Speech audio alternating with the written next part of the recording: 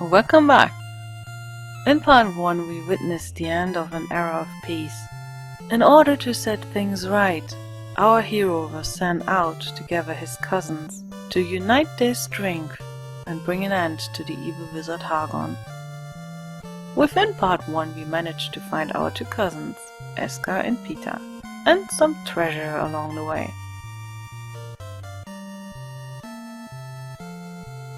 With the two at our side, we search for the next key location. South of Moonbrook Castle, the next monolith to cross a river into new land is to be found.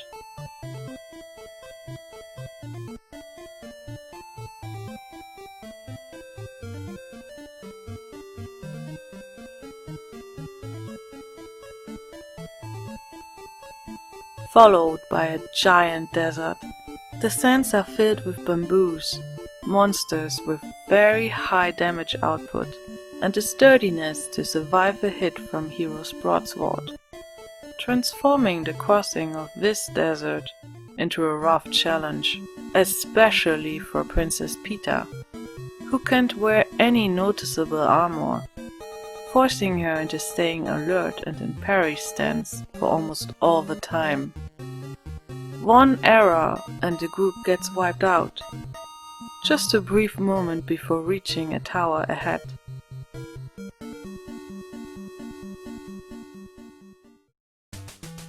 It takes 3 more tries before we get to enter it.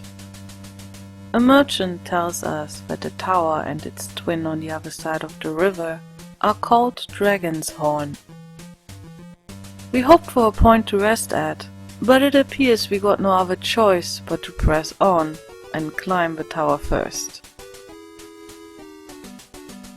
The enemy encounters continue to appear mercilessly, forcing the group to retreat and try again.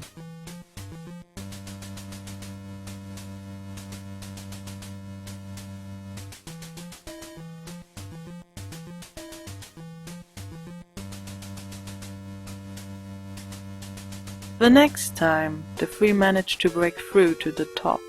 The expected crossing over the river isn't here though. In its stead, we find a type of platform, open to take a jump, and so the group does. Thanks to the treasure we found in part 1, the group gets transported across the river using the wind.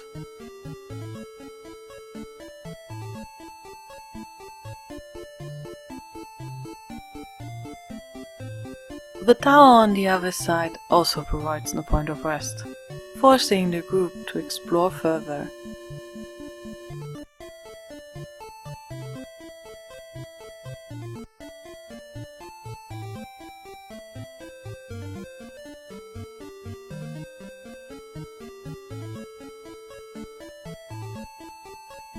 In the north, another monolith stands in a small forest. No save point either, just a small house with a gold locked door and a teleporter behind it.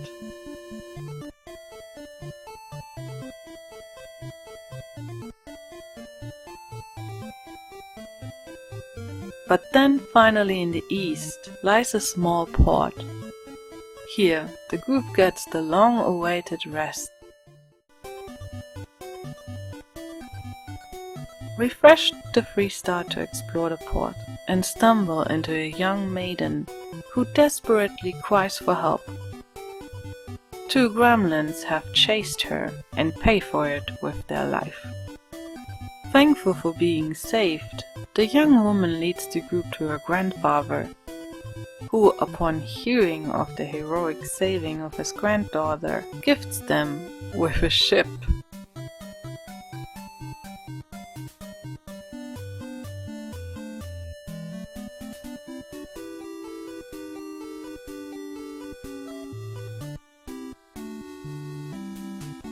The first test travel with it leads to a merchant interested into a treasure sank to the ocean ground in chill waters.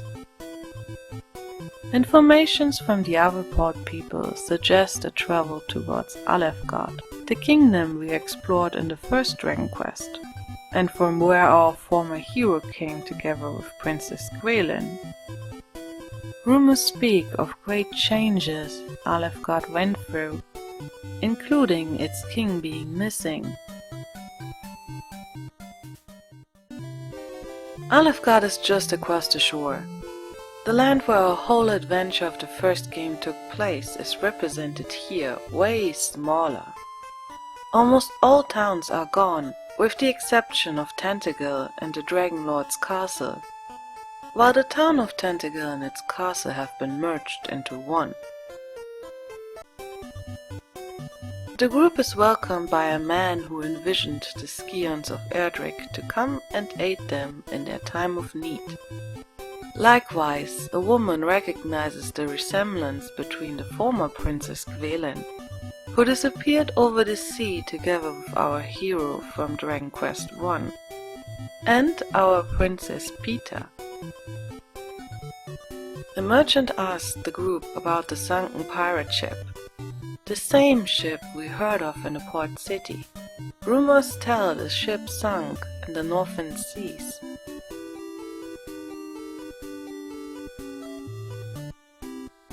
The rumor we heard in Lionport proves itself right, as the attempt to visit the king of this land leads into an empty throne room and a guard confessing that his king had went into hiding in fear of Hargon's wrath. He hasn't come far, as it seems, though, since we got a glance at a king-like figure locked in a room above the weapon shop while we explored the town. To open the door he is hiding behind, we first need to find the golden key. Our next destination is the castle across the ocean. I wondered if someone might live there.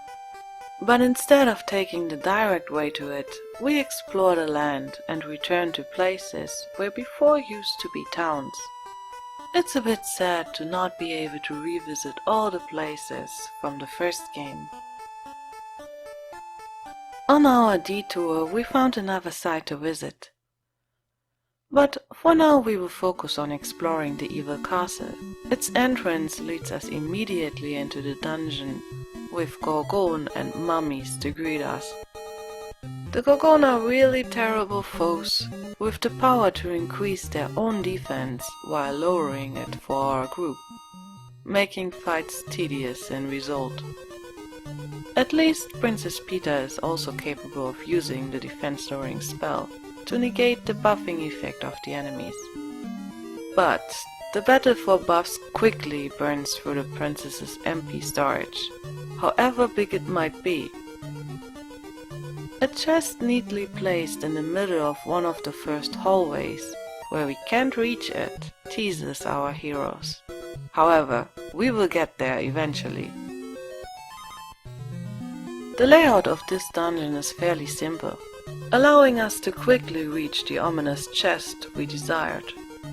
It contains Lotus Sword, the strongest weapon available in Dragon Quest I. Sadly, this time it's just a little stronger than the hammer hero had equipped. I hoped to hand it to Askar, but the sword is too heavy for him.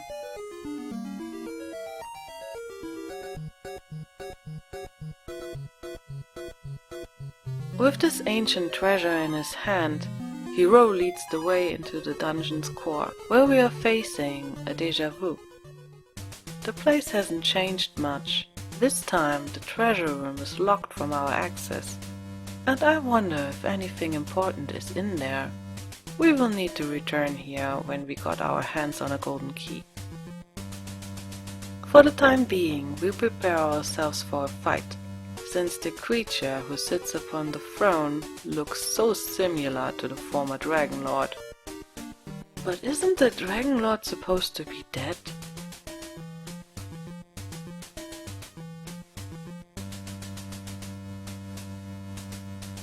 He answers our question by introducing himself as the grandson of our former nemesis, mocked by Hargon, who claimed what is supposed to be his.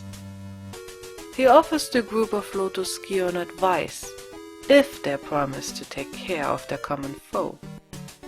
In order to face this enemy, the group needs to find 5 quests and deliver them to a wizard called Rubis. He also tells us that rubies can be found on the bottom of the sea, south of Middenhall. But how should we reach the ocean's floor? With the help of our ship, we can sail wherever we want. All the clues we have currently are that a sunken ship is somewhere in the north, and that Ruby's hideout is somewhere south of Middenhall. Speaking to him requires us to have the 5 quests though.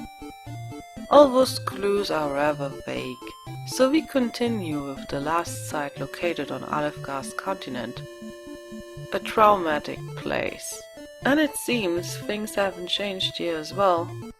Another time, Lotus Scions are greeted roughly and disgraced by an old man, claiming a true Scion would carry a proof.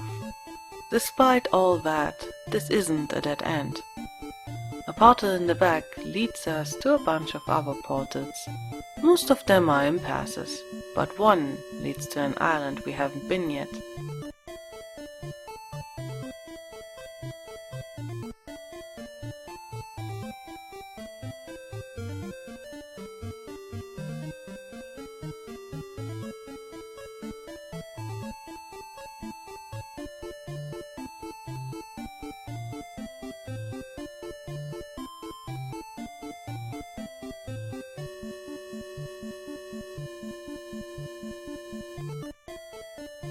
Like when Modarbek in the first game, a town is nested within a lake. It looks damaged when entering it, and it got a serious looking prison to the north. Baron has a lot of information for us in store. With most of them we can't do much. Like the rumor of a thunder sword that can be wielded even without magical knowledge. And the information of a young woman who tells us how a water-flying cloth can be made. But we got neither of the components, nor a clue of where to find them. We hear of a tree with leaves that can revive people. And we stumble into a guard who delivers the message to Hero that the Sun Quest can be found at a fire monolith, but not where to search for it. A more concrete direction leads us to Osterfair, a large island south of Middenhall. A king resides there who is in possession of the Moon Quest, one of the 5 quests we seek.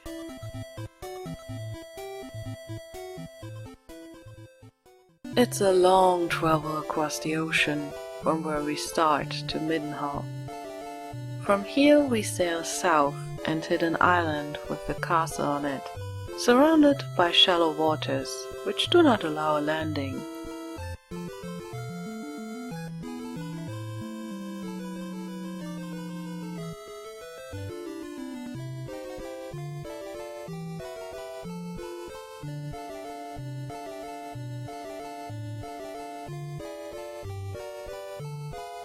Thanks to a river leading from a lake into the ocean, we get access to the island and enter the castle, which leads into a Colosseum.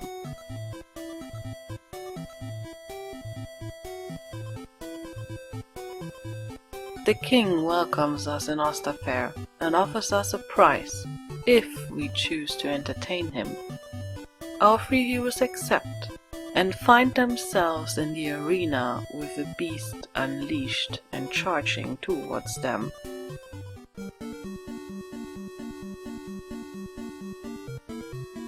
The attacks of the Saber Lion are strong, and our heroes prepare for a tedious fight. But a few strikes from Hero and Eska are enough to finish it off. The lust for amusement from the king got satisfied, and he hands over the Moon Crest to Hero. We can find it on its status. It's the first out of 5 we need to gather.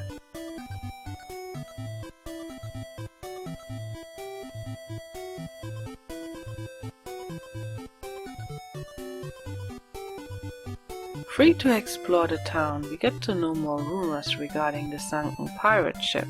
Its misfortune was caused by a stormy night, and among its treasures was the echoing flute. A sage in town describes the flute as magical, he advises the group to blow it at an island, town, and a remote chamber to find a quest nearby. Osterfair's gear shop houses a man in search of Gaia's armor. It should be available at an armor-selling shop, but this one doesn't have it in stock. But the most interesting rumor for me comes from an imprisoned man speaking of an island far south. A man by the name Torval is said to own a golden key. In search of it, we explore the Southern Ocean. A small island with just one tree on its middle piques my interest. Searching the place gifts us with relief of the World Tree, with the power to revive a team member.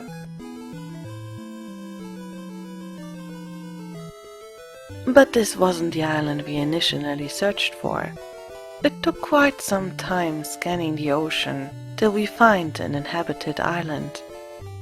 It's the one we saw after we entered the portal from Middenhall. It's a place full of young women, a fisherman village by the name of Zahan, whose men are out to the ocean. Our heroes run into the wife of Torval, the man who should be in possession of the golden key. His wife complains he loved his dogs more than her. I feared we might need to search the sea for the fisherman's ship. But before that, we run into a child complaining about a dog who ain't stopping to pull his sleeve. When Hero gets close to the mud, he immediately starts barking and runs straight to a spot close to a tree. Searching it, Eska finds the golden key.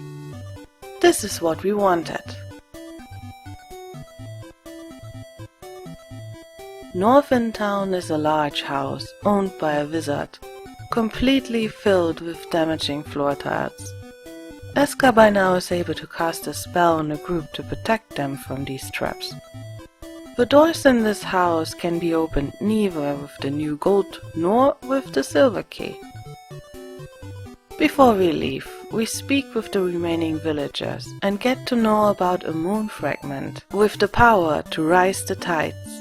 According to the villagers, the fragment is necessary in order to gain access to a mountainous cave in the sea. We also confront a man in the shadows who is looking for the thief Rogue Fastfinger. Why? He ain't explaining.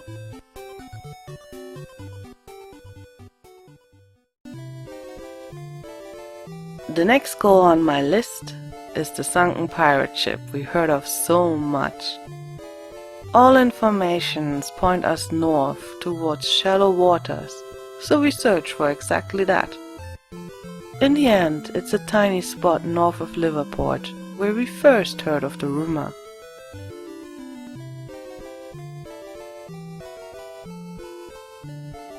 Hero swims into the shallow waters and retrieves the treasure from it.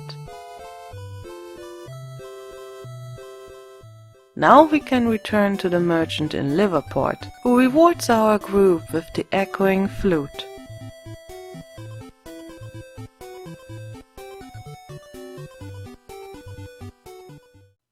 The echoing flute marks the end of this part.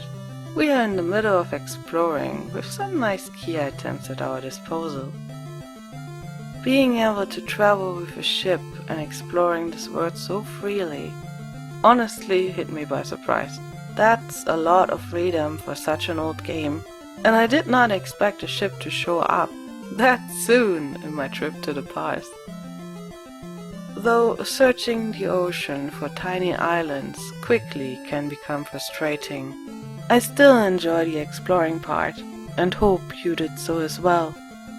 Next time we will return to some places and check what treasures become available to us thanks to the golden key and the echoing flute. Until then, have a nice week.